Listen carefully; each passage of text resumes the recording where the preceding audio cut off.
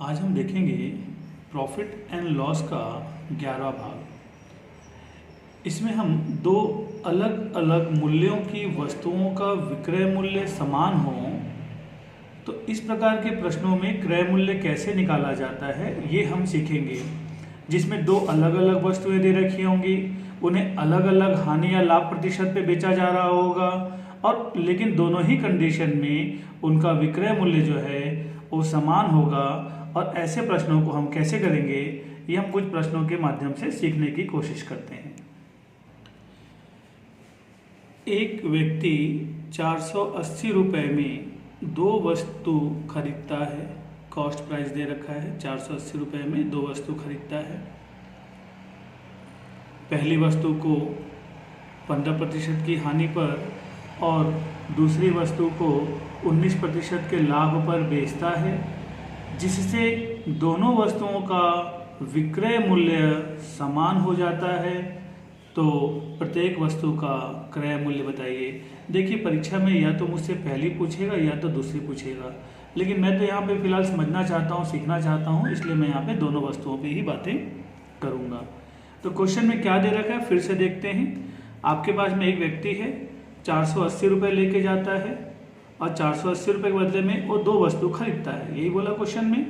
मान लेते हैं अगर एक की कीमत x है तो दूसरी कीमत कितनी हो जाएगी, 480 माइनस x हो जाएगी। पहली वस्तु पर उसे 15% की हानि हो रही है, 15% की हानि हो रही है। दूसरी वस्तु पर उसे 19% का लाभ हो रहा है।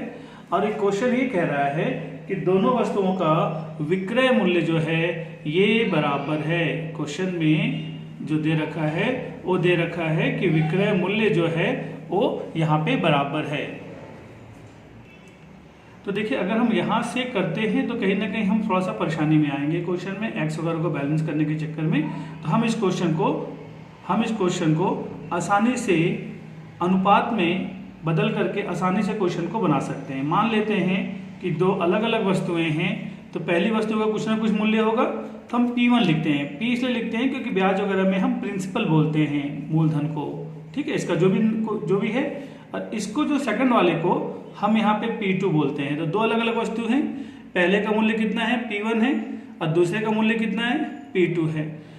सेलिंग प्राइस की बात करें बराबर है, तो मैंने आपको बताया था कि अगर आप मूलधन में जो क्रय मूल्य है अगर आप लाभ और हानि को जोड़ या घटा दे करके कैलकुलेट करते हैं तो आपका विक्रय मूल्य जो है आसानी से आ जाता है। मतलब P1 का 15% की हानि होने का मतलब होता है इसका विक्रय मूल्य कितना होगा, सेलिंग प्राइस कितना होगा, P1 का 85%। क्योंकि यहाँ पे 15% का हानि हुआ तो P1 का जो भी खरीदा होगा उसमें 15% का हानि होने का मतलब यही है कि उसको मिला कितना, 85%। उसी प्रकार से P2 है, P2 पे क्या हो रहा है, दूसरे वाले पे क्या हो रहा है कि उसको 19% का फायदा हो रहा है। तो 19% का फायदा होने का मतलब होता है इसका विक्रय मूल्य कितना होगा, P2 का 119%। क्योंकि हमेशा हमने सीखा है अगर लाभ होगा तो 100 में जोड़ देते हैं तो विक्रय मूल्य आसानी से निकाल लेते हैं। अगर हानि होता है तो 100 में घटा करके गुणा कर देते हैं, विक्रय मूल्य आसानी से निकल जाता है। तो ये आ गया पहली वस्तु का विक्रय मूल्य, ये है दूसरी वस्तु का विक्रय मूल्य। दोनों वस्तुओं का विक्रय मूल्य अलग अलग हमने निकाला। क्रय मूल्य क्या था P1 P2, विक्रय मूल्य कितना है ये है। क्वेश्चन बोल रहा है कि विक्रय मूल्य तो बराबर है, ठीक है बराबर है, हमने बराबर कर दिया। तो दोनों वस्तु का क्रय मूल्य कितना होगा ये बताइए। तो देखिए, पहले वस्तु का विक्रय मूल्य दूसरे वस्तु का विक्रय मूल्य आप डायरेक्ट लिख सकते हैं। तो एक काम करते हैं यहाँ पे सॉल्व करने के लिए, ये जो वेरिएबल्स होते हैं P1 अपॉन में P2 यहाँ पे गुणा में है, इधर लाके भाग में ले आते हैं।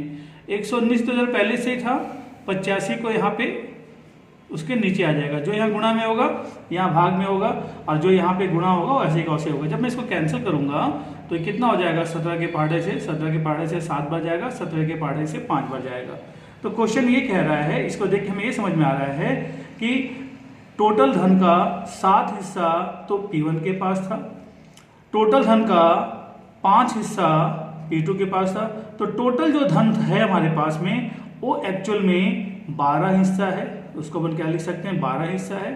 टोटल धन 7 हिस्सा P1 के पास, 5 हिस्सा P2 के पास। तो टोटल धन कितना आपके पास में 12 हिस्सा है। 12 हिस्सा किसके बराबर है, 480 के बराबर है। 12 हिस्सा टोटल कितना है, टोटल कितना रेशियो 12। अमाउंट कितना 480। एक रेशियो की वैल्यू कितनी हो जाएगी 12 चौक 48। एक रेशियो की वैल्यू कितनी हो गई 40 हो गई। अगर आपसे पहले वाले का क्रय मूल्य पूछा है, पहले वाले का क्या मूल्य है बताइए, तो आप क्या करेंगे, इस 7 से 40 का गुणा कर देंगे तो 7 चौक कितना हो गया 28, तो पहले वाले का मूल्य निकल गया। दूसरे वाले का पूछेगा तो दूसरे वाले का मूल्य कितना है 5 गुणे में 5 अनुपात है, 1 अनुपात की वैल्यू कितनी 40, तो 5 अनुपात की वैल्यू कितनी 200। आपसे जो पूछेगा आप बना सकते हैं। एक चीज़ का ध्यान रखिए कि क्या होता है, फॉर्मूले से पढ़ाना तो बहुत आसान होता है, बेसिक से आप क्वेश्चंस को करते हैं तो आपको ये चीज़ सीखने को मिलता है कि क्वेश्चन में हो क्या रहा है। तो आप एक चीज़ देखिएगा, बिना फॉर्मूले का अगर आपको बेसिक से बनाना है तो सिंपल तरीके से बन जाता है। फॉर्मूले याद रखने बहुत मुश्किल है कि क्वेश्चन बहुत सारे होते हैं, लेकिन बेसिक तो हर क्वेश्चन का वही होता है। कैसे, विक्रय मूल्य पूछा था, पहले वाले का विक्रय मूल्य दूसरे का ये है, दोनों को आमने सामने रखे, P1 P2 में संबंध आया, इस संबंध के आधार पे हमने P1 की वैल्यू निकाली और P2 की वैल्यू निकाली। हम और 2 क्वेश्चन करेंगे जिसमें हम इसको और समझने की कोशिश करेंगे।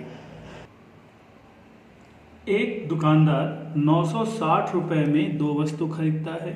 960 रुपये है, इसमें 2 वस्तु खरीद रहा है। पहले वस्तु का मान लो P1 है, दूसरा वस्तु कितना आपके पास में P2 मूल्य का होगा। वह एक वस्तु पे 20% की हानि उठाता है। तो 20% की हानि का मतलब अब हम समझ चुके हैं, डायरेक्ट क्या लिखने वाले हैं 80% मिल रहा है। और दूसरी पर क्या हो रहा है 60% का लाभ कमा रहा है। तो 60% का लाभ का मतलब कितना 160%। तो पहली वस्तु का उसको क्या विक्रय मूल्य मिल रहा है 80%, दूसरी वस्तु पे विक्रय मूल्य क्या मिल रहा है 160%। दोनों विक्रय मूल्य क्या हैं समान हैं।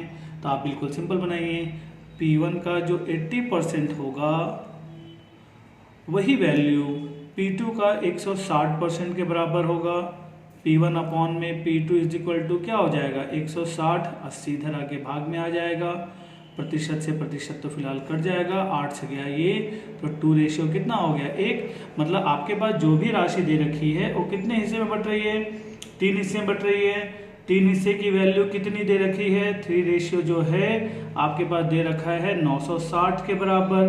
तो एक रेशियो कितना हो जाएगा, एक रेशियो की वैल्यू हो जाएगी आपके पास 320 के बराबर। आपसे क्या बोला है पहली वस्तु का मूल्य बताइए, पहली वस्तु कितना अनुपात पे है, पहली वस्तु का अनुपात तो 2 है। तो इसके लिए आपका आंसर जो हो जाएगा 2 गुणे में 320 बराबर हो जाएगा 640। देखिए सिंपल तरीके से बिना फॉर्मूले का अगर आप देखें तो क्वेश्चन विद इन 10 सेकंड में बनता है। क्वेश्चन पढ़ने में जो समय लगा हम उसकी बात नहीं कर रहे। आपको ये लाइन लिखना है, ये लाइन लिखना है, आपका तीसरे लाइन पे आंसर अपने आप आ गया। ये तो क्वेश्चन को हम आपको समझाने के लिए इसको साइड में लिख रहे हैं। अदरवाइज हमें मालूम था कि 2 मूल्य हैं P1 P2, एक का 80% दूसरे का 160% के बराबर है, क्योंकि विक्रय मूल्य बराबर है। यहाँ से P1 P2 का रेशियो निकल जाएगा और वहाँ से आपका आंसर जो है आसानी से समझ में आ जाएगा। एक और क्वेश्चन से इसको और अच्छे से समझने की कोशिश करते हैं। एक व्यक्ति 2 वस्तु 690 रुपये में खरीदता है। तो 690 रुपये में जो व्यक्ति है 2 वस्तु खरीद रहा है। पहली वस्तु का कुछ न कुछ मूल्य होगा, दूसरी वस्तु का कुछ न कुछ मूल्य होगा। एक वस्तु पर 10% लाभ, 10% लाभ मतलब 110% पर, और दूसरी वस्तु को 20% लाभ मतलब 120% पर बेचता है। यदि दोनों वस्तुओं का विक्रय मूल्य समान हो तो दूसरी वस्तु का क्रय मूल्य क्या है, आपसे P2 की वैल्यू पूछा है। तो चलिए पहली वस्तु का सेलिंग प्राइस P1 का कितना परसेंट मिल रहा है आपको बेचते वक्त 110% मिल रहा है। दूसरी वस्तु का सेलिंग प्राइस P2 का कितना परसेंट मिल रहा है आपको, तो 120% मिल रहा है। दोनों ही बराबर हैं, क्वेश्चन में दे रखा था यहाँ पे। तो P1 बटे में P2 बराबर कितना हो जाएगा 120 बटे में 110। अब ये दोनों कैलकुलेट करेंगे तो यहाँ पे आपको आसानी से पता चला है कि जो आपका पैसा है वो 11:12 अनुपात में बढ़ जा रहा है। यहाँ पे मतलब टोटल जो आपका पैसा है वो 23 रेशियो में बढ़ रहा है। कैसे, 12 और 11 कितना होता है 23 रेशियो में, और टोटल आपके पास अमाउंट है कितना जिसको आपको बांटना है 690। तो टोटल अमाउंट 23 रेशियो में बढ़ रहा है, टोटल है कितना 690। अगर आपको ये चाहिए कि भाई दूसरा कितना है, अगर आप चाहें तो दूसरे वाले का मूल्य अगर आपको बताना है तो जैसे मैंने आपको पिछले वीडियो में बताया है कि जो भी निकालना है, जो भी पता करना है तो बाद में गुणा करने से अच्छा है कि आप उसको यहीं पे ही गुणा कर लीजिए। तो अगर आप डायरेक्ट गुना कर लेते हैं दूसरे वाले का तो आपका एक लाइन और कम हो जाएगा। आपको इस चीज़ को हमेशा ध्यान रखना है कि जो आप एग्ज़ाम देते हैं उसमें आपको क्वेश्चन तो बनाना है, ठीक है, बट ऐसा नहीं कि क्वेश्चन 2 से 3 मिनट आपको बनाने के नहीं है, जितना समय बचा सकते हैं उतना बचाइए। तो आप देख रहे हैं 1 रेशियो की वैल्यू कितनी हो गई 30, तो 11 रेशियो की वैल्यू कितनी हो जाएगी 330। तो आपका आंसर जो हो जाएगा वो 330 हो जाएगा यहाँ पे आंसर।